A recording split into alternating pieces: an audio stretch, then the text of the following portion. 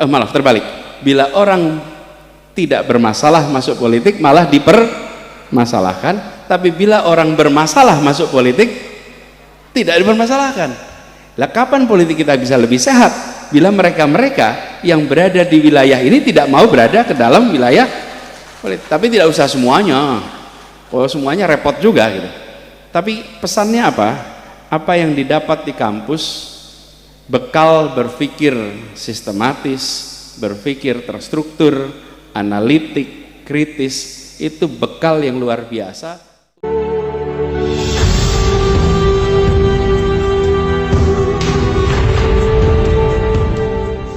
Assalamualaikum warahmatullahi wabarakatuh.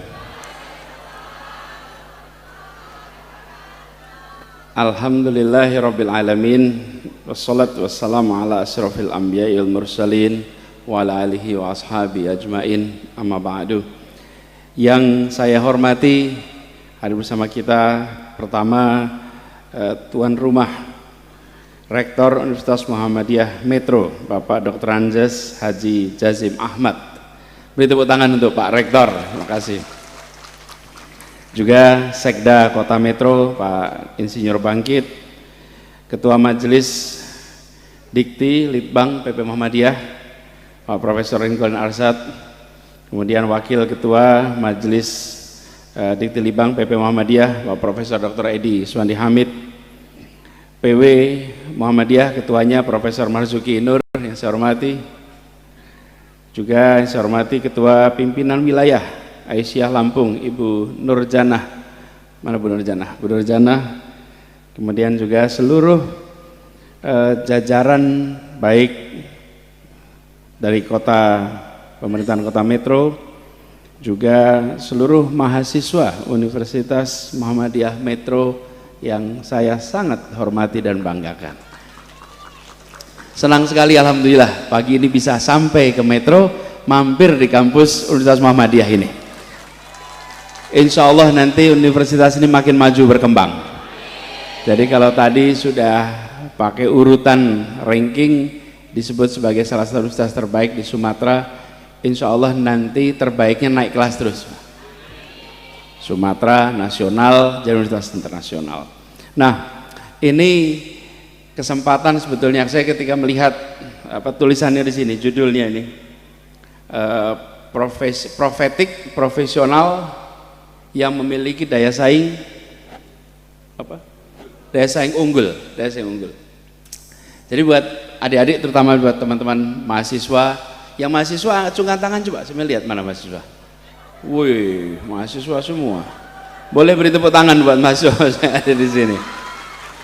Ini buat para mahasiswa, saya ini ngomong di sini, depan saya dosen saya. Pak Lincoln Arsad ini adalah dosen waktu saya masih kuliah dulu.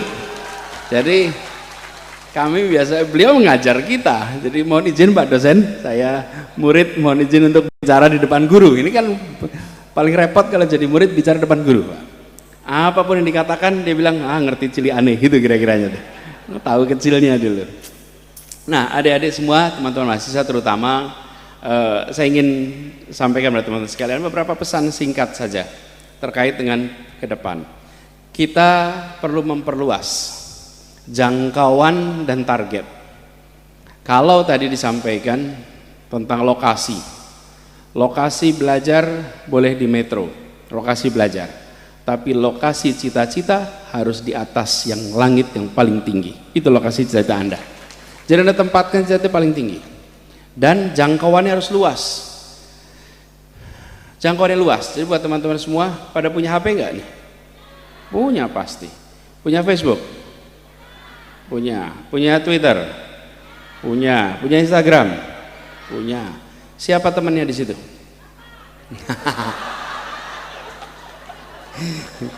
Siapa tadi yang bilang temenan? Nanti kita saling tag ya.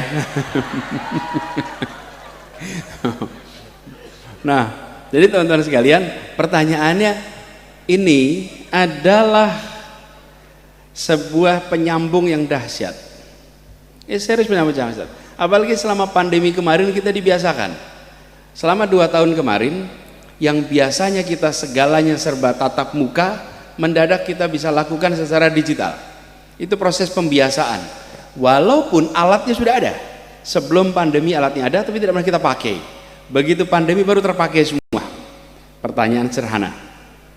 Apakah teman kita di sini adalah teman masa lalu atau teman masa depan?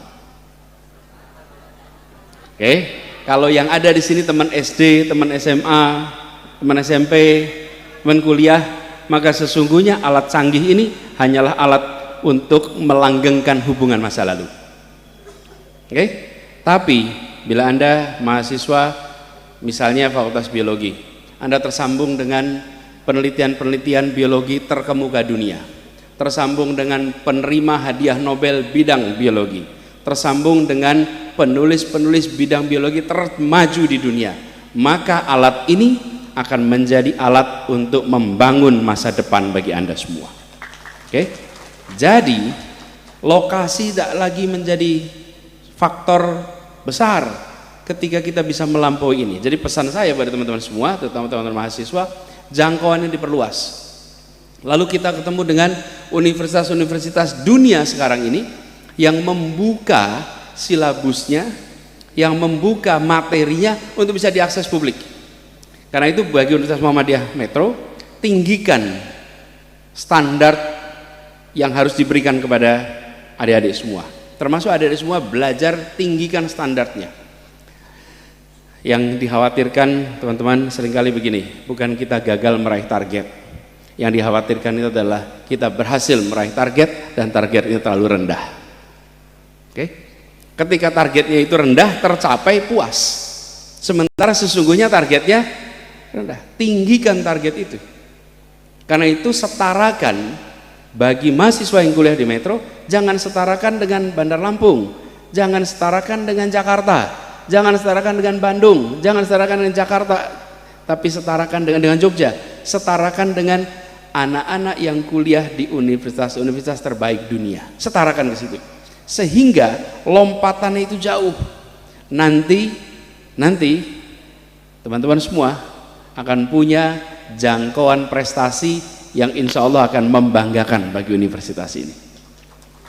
Jadi buat teman-teman semua yang saya hormati, gunakan kesempatan, manfaatkan teknologi ini untuk melakukan lompatan target.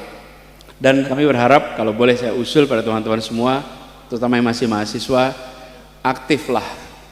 Aktif di mana? Di kelas dan luar kelas. Jangan aktif di luar kelas, di dalam kelasnya pasif. Aktif vistulen di luar, masuk kelas absennya banyak sekali. Sebaliknya, rajin di kelas tapi di luar. Dulu ini pengalaman saya kuliah, ini ada Pak dosen di sini. Saya kalau ditanya ngambil berapa SKS, saya bilang saya ambil 24 Pak. 18 di kelas, 6 di luar. Iya, berapa? 24. 18 di dalam, kan nggak mungkin saya ambil banyak-banyak kalau kegiatan di luarnya penuh sekali, nggak apa-apa, tapi saya anggap itu sebagai SKS. Dan ini teman-teman sekalian, kenapa? Karena tidak bisa diulang masa kuliah ini. Saya ingatkan, setelah lulus Anda tidak bisa kembali lagi mengulang masa ini.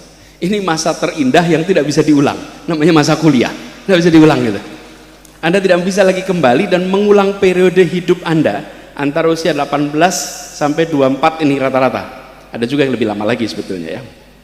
Tapi kira-kira usia ini 18 sampai 24 itu range tidak bisa diulang. Jadi saya usul pada adik semua, lakukan kegiatan di dalam kelas dan di luar kelas. Aktiflah apapun aktivitasnya. Kalau ada mahasiswa yang waktunya longgar, you have a problem. Kalau ada mahasiswa yang kerepotan ngatur waktu karena kegiatannya banyak, Anda di jalan yang lempang, Anda di jalan menuju sukses. Kalau Anda kerepotan ngatur jadwal, tapi kalau Anda kelebihan waktu, ada sesuatu yang salah dengan Anda. Dan hari ini cek aja sendiri-sendiri, kita termasuk yang kelebihan waktu atau termasuk yang kekurangan waktu, sibuk. Jadi Bapak Ibu sekalian, teman-teman mahasiswa terutama, manfaatkan ini yang sebaik-baiknya. Dan karena ini double, saya usul targetkan untuk unggul tadi. Satu adalah soal kompetensi global, yang kedua bekali diri dengan bekal kepemimpinan, bekal pengalaman organisasi. Saya dulu sering sampaikan, Pak Walin, Pak Edi, di kampus waktu saya masih di kampus. Waktu itu saya di kampus Pak Sekda, jadi saya sering pesan sama teman-teman mahasiswa. Pesannya begini, IP yang tinggi itu hanya akan mengantarkan Anda sampai panggilan wawancara. Di ruang wawancara yang menentukan adalah kemampuan berpikir kritis, analitis, kemampuan komunikasi, dan kepemimpinan Anda. Itu yang menentukan di dalam ruang wawancara. Tapi jangan diartikan IP nggak penting, IP-nya rendah nggak dipanggil wawancara. Jadi, tapi IP yang tinggi itu mengantarkan Anda sampai panggilan wawancara. Di dalam ruang wawancara, bukan IP lagi yang ditanya.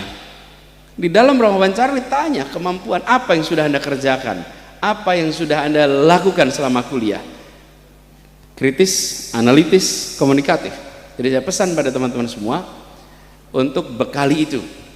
Nah, kalau ditanya IP-nya, baiknya IP minimal berapa ya kalau kuliah? Lulus berapa kira-kira? Baiknya IP minimalnya berapa? 4. Waduh, mantap betul ngasih saya 4 gini Pak. Ada yang mau usul IP minimal baiknya berapa? Kalau 4 rasanya enggak. 3. Ada yang usul lagi? 3,8. 3,8. Teman-teman sekalian, saya usul nih, targetkan IP minimal. Caranya tengok syarat beasiswa S2. Oke? Apa itu syarat beasiswa S2? Lihat syaratnya, Anda harus di atas syarat itu aja. Supaya kenapa? Karena kalau itu nggak bisa kembali Anda. Begitu syarat beasiswanya 3,25, IP Anda 3,2, selesai. Anda nggak bisa kembali itu. Oke? Jadi angkanya jangan arbitrary, tentukan. Nih, beasiswa S2 berapa? Nah, targetnya di situ. Apalagi kalau Anda mau meneruskannya ke luar negeri, targetnya di mana itu? Pegang itu sebagai rujukan, minimal di atasnya, sehingga tidak ditolak karena IP. Lalu bekali dengan pengalaman, pengetahuan, jejaring, insya Allah Anda jadi bekal. Jadi ketika bicara unggul itu diwujudkan dalam ukuran yang konkret, yang bisa dilaksanakan, yang bisa dicapai. Nah, insya Allah dengan cara seperti itu, teman-teman semua, pembelajaran di level jenjang S1 ini bekal untuk ke depan terus. Apalagi ini di kampus Muhammadiyah. Perserikatan ini dirancang sebagai sebuah perserikatan perjuangan yang anak didiknya diharapkan nantinya akan bisa menjadi pejuang-pejuang di masyarakat. Saya dengar tadi jumlahnya sekarang ada 100 universitas Muhammadiyah, 173 perguruan tinggi Muhammadiyah. Ini adalah sebuah institusi yang luar biasa besar. Nah, di sini kami harapkan, saya berharap buat teman-teman semua, tinggikan target ini, tinggikan delivery itu, tapi wujudnya konkret. Ada ukuran-ukurannya sehingga capaiannya bisa diukur nantinya. Nah, ini semua juga pada akhirnya kembali pada kita.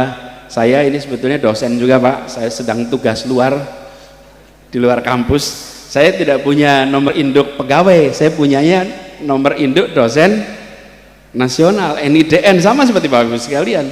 Jadi saya sedang tugas luar. Nanti kalau sudah selesai itu semua ya saya akan kembali lagi ke kampus. Tapi salah satu pelajaran penting yang saya rasakan ketika berada di dalam wilayah luar kampus, maka kita dihadapkan dalam situasi beda dengan kampus. Ketika kita di kampus, kita bikin ada tesis, ada hipotesis, lalu kita tes, bila benar maka kesimpulannya muncul, tesisnya terbukti, hipotesisnya terbukti. Kalau di tempat kami, bila terbukti itu berhasil, bila tidak terbukti namanya gagal. Kalau gagal berarti problematik. Kalau di kampus penelitian gagal, kita ulang lagi penelitiannya, kita lakukan penelitian baru, pengembangan ilmu. Nah, ada hal yang penting yang barangkali bisa bekal untuk semuanya. Ilmu yang kita dapatkan tidak untuk diterapkan,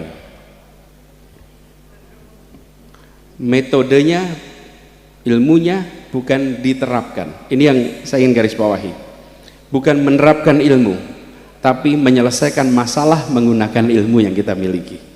Beda sekali itu. Yang satu mengaplikasikan, yang satu menyelesaikan masalah. orientasinya beda. Efeknya apa? Kadang-kadang karena ilmu saya nuklir, kebutuhannya energi, maka saya bikinnya nuklir.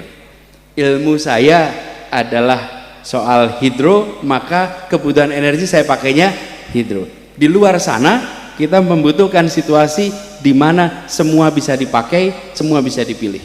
Nah, berada di luar kampus itu memungkinkan kepada kita semua, kami-kami yang dulunya berada di kampus, untuk bisa memanfaatkan ilmu di dalam menyelesaikan permasalahan.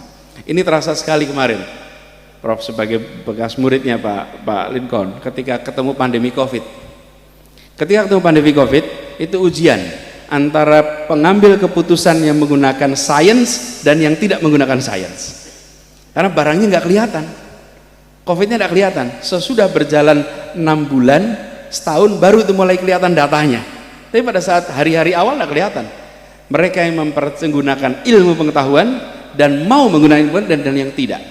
Nah, kita membutuhkan lebih banyak lagi dari masyarakat kita yang bisa menggunakan sains berada di sana. Karena itu bagi para dosen, pada para pengajar, juga tentunya mahasiswa di kemudian hari, bagaimana bisa ikut di dalam proses yang terjadi di masyarakat, di pemerintahan.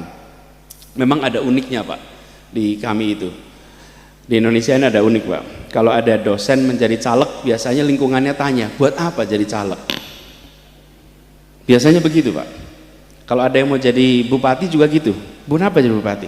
Saya kadang-kadang heran, bila orang bermasalah masuk politik tidak dipermasalahkan, tapi bila orang tidak bermasalah masuk politik, malah terbalik.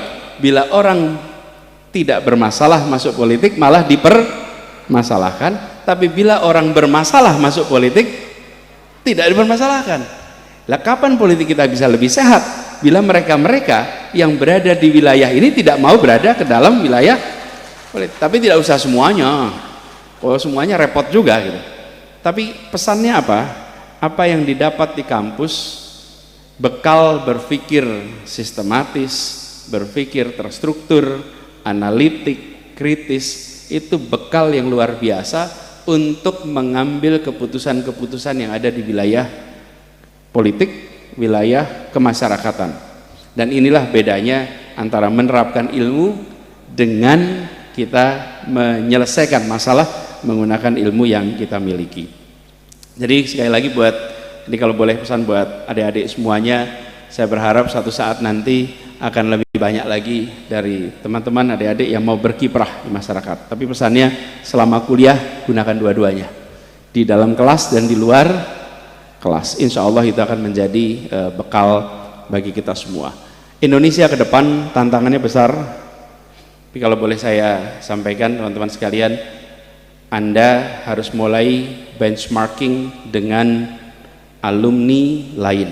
Kalau dari Metro ini, kalau mau menyandingkan siapa kompetitor Anda di masa depan, kalau mahasiswa Universitas Muhammadiyah Metro, kira-kira siapa sandingan Anda?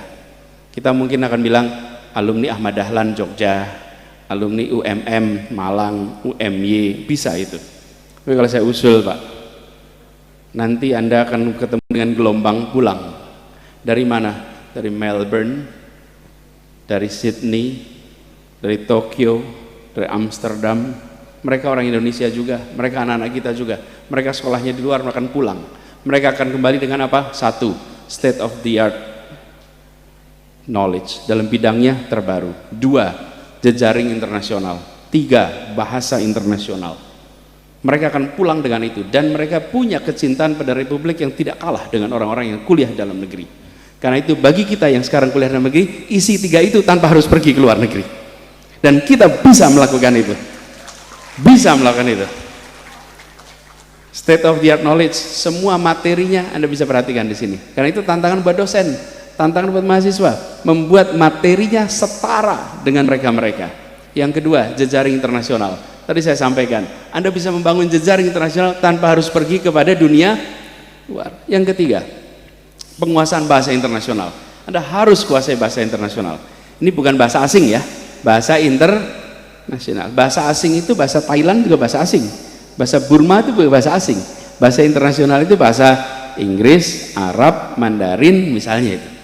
Ambil salah satu, gunakan 3 ini. Jadi saya pesan kepada semua, mau unggulan ke depan 3 ini. Kenapa? Karena Anda akan ketemu dengan generasi baru yang pulang dari mana-mana dan mereka akan mewarnai Indonesia. Insya Allah mahasiswa Universitas Muhammadiyah Metro akan bisa menjadi pemenang di masa depan. Semoga kita semua dimudahkan dalam jalan amanat ini, dan izinkan saya mengakhiri sekaligus mohon doanya agar amanat yang dititipkan pada kami bisa jalankan dengan baik. Ini tidak lama lagi selesai Pak, insya Allah 5 bulan lagi saya tuntas di kantor gubernur. Habis itu kita santai lagi, kita lihat lagi berikutnya apa, kita kerjakan satu persatu. Jadi mohon doanya biar menjalankan amanat dengan baik satu persatu. Betul ya? Dan juga yang di sini di Universitas Muhammadiyah Metro makin maju, makin berkembang. Pak Rektor insya Allah diberikan kemudahan dalam memimpin, dan juga para dosen semuanya. Terima kasih, kurang lebih mohon maaf. Assalamualaikum warahmatullahi wabarakatuh.